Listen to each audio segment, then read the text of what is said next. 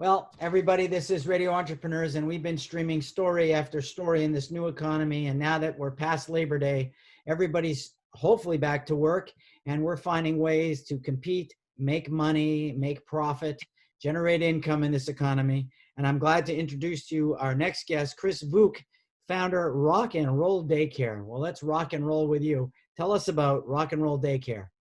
Absolutely.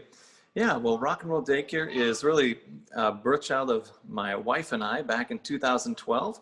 We created it for our daughter, and we were really searching for an option for childcare when we were expecting her. And we looked around Cambridge and found that it was incredibly expensive to afford childcare. And as a professional violinist and musician touring around the country, we determined that it would be pretty difficult to be able to afford childcare on our salary. And so it was that we were touring in Indianapolis, and we met a woman who ran a chain of childcare centers. And she introduced us to the idea of opening our own center. And we were really intrigued by her model of education. And when we returned to Boston, we decided that we'd jump right in and create our own center. Now, we didn't know much about childcare, but we did know a lot about music. I had taught about 15,000 kids and clinics and sessions all around the country. And we decided that we would utilize music as really the calling card or the hallmark of our program. And so we called it Rock and Roll Daycare, and we made music every day the focus of what we did. And we had a very sharp learning curve, I'll say, for the first 6 months, but within about half a year, we had 100 people on our waiting list, and we quickly started another school. And within just a couple of years, we've been able to start 5 schools all throughout Cambridge. We're opening 2 more schools over the next couple days, actually, right now. And then we have additional franchise units opening in Boston, in New York, Virginia, Indiana, and looks soon to be Florida and Texas. Well, that's pretty good. I've consulted to some schools. I've sat on the boards of a school, and your methodology for teaching is the Montessori Method. It is indeed. Can you explain that to our listeners who are like, what's that? Yeah. So Maria Montessori was an Italian scientist, and she was deeply affected by children during her time in going through schooling. And she was a very, very inquisitive person. She was in a very difficult environment as a woman, going to college in a time where women were not encouraged or even allowed in some circumstances to go to college. But she persevered and became very successful in her schooling. And as a result of going through her schooling as a woman, she was put in some less than ideal conditions and working with underprivileged children. But she took what she had learned in her inquisitive mind, and she used it to develop the beginnings of what we now call the Montessori Method.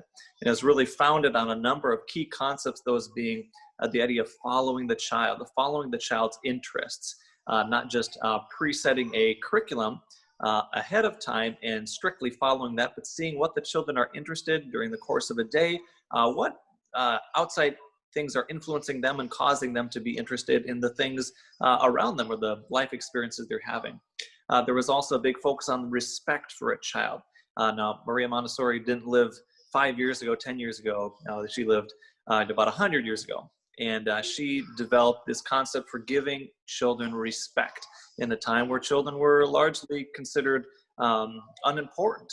Or you might be familiar with the phrase, out of sight, out of mind, or having children be present but not heard. Some colloquialisms that we use today, but our modern society has really moved past largely. Those were prevalent in the way that people thought about children, that they were often a nuisance. But she created this concept that children should be respected, and they're important contributors to society, and really that they were the future of society. And a lot of these ideas from back then are really now mainstream ideas in the way we educate and approach children in school or in the home environment. But at that time, they were very, very surprising. And she even played a large role in shaping the school systems that was even endorsed, surprisingly, by people like Mussolini and Hitler. Ultimately, she defied them, and they closed down her schools. But her method was extremely popular back then, and during the last several decades has experienced an enormous resurgence here in the United States and throughout the world. Well, that was a great answer. And I've never been a fan of a pasteurized education, predetermined, putting everybody in a mold. And I do like the concept of an adaptive educational approach that is more present-centered and personal-centered. But that puts a lot more emphasis on the system that you're developing and on the teachers, the recruiting, the adaptability of everyone. And do you feel that you've been able to do that to your satisfaction? Well, we're always learning, we're always growing, and we're always improving. I think something that we had seen a very strong need for is the idea of bringing Montessori to the masses or the common people. I think Montessori, although it did originate really in the slums, the Italian slums, it has largely become a more of a highbrow type of education, at least in the West. Montessori schools are quite expensive to attend. Montessori training is expensive and time consuming. It's typically a year and a half.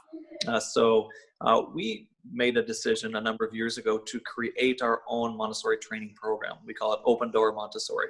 And so this is the program that we have all of our teachers go through. And we actually make it available to anyone throughout the United States or the world. And we have teachers in South America and Europe that have attended our courses, but it's something that we've really seen there's an enormous value in bringing Montessori to the world. And so we've created that not only for our school, but also as a way to reach others that are interested in the Montessori method. And at Rock and Roll Daycare, we do have continuous support that goes on through our Montessori team and our curriculum team that supports teachers on a weekly basis with additional tools, resources, check-ins, so that we're constantly observing what's going on in the classroom. And we tell teachers that they should be observing the children, but we equally want to be observing the teachers so that we can understand and provide support and help where they need it. Well, Chris, this is for me great to talk to you. And I think the proof is in the concept, and you've been expanding through COVID. Have you found I'm going to maybe take a little. Have you found with COVID that people have been asking for economic assistance because families are being laid off? The dual income family is not as strong as it once was 6 months ago. Are you finding you're having to adapt also to your particular marketplace? Oh, certainly. Yeah, we were closed for 3.5 months because of the mandated closure by Governor Baker, and that was very hard, for our industry as well as, of course, pretty much every industry. I think tech probably fared best of all, it seems, from at least what the news says. But within our industry, it was very challenging to be able to hold on for us. So many buildings. We have 10 buildings in Cambridge, so. That was very challenging to be able to pay utilities and rent on empty buildings and to really go through that. We tried to be innovative during the time, and we created virtual schooling, virtual programming for children to participate in during the time of closure. We actually really anticipated the closure coming. So we started our virtual programming, our virtual daycare as we called it, about a week before the mandated closure went into effect. And we were able to continue that actually after the reopening happened. With a number of the restrictions that we have, we actually still facilitate virtual music classes 3 days a week so we can have the music teachers interacting and engaging with the children. We are having some outdoor classes as well where the teachers can be on site, but particularly with winter coming, we know that those days are numbered and we will likely have to be largely back to virtual music classes. But we wanted to, even though the state doesn't allow us to have music teachers in the building, still be able to facilitate something like that. But with our families, we've certainly seen the difficulty for families to be able to continuously afford what they did previously. So we have been able to provide some assistance for families within our program. And I think, we look at this, it's a black swan event here. And we've partnered with about 250 different centers throughout Massachusetts to discuss ideas and to really speak as a unified group to the legislators and authorities in our industry for support. And I think we've been successful in really banding together. And so I think that's something that we're attempting to do with our families, as well as to provide a narrative that they can understand why we're making some of the decisions that we're making in light of the laws, which many families aren't aware of the laws that make childcare very challenging right now. And so we're trying to adapt and really focus on safety. I think we've seen a lot of schools have not chosen to follow a lot of the safety requirements because it's hard, it's expensive, it's difficult. But we've asked our parents, and our parents value the safety of the schools. And so we made that a real priority during this reopening phase. Chris, I'm very interested in what you're doing, and we hope you come back through the year. If someone's looking for Rock and Roll Daycare, how would they do that? So they can visit our website. That's at www.rockandrolldaycare.com, and they can find us there and contact us and inquire about childcare space. Great. Speaking with Chris Vuk, founder of Rock and Roll Daycare. My name is Jeffrey Davis. This is Radio Entrepreneurs. We're going to continue to interview entrepreneurs throughout this adaptive economy. Thank you very much, and stay tuned.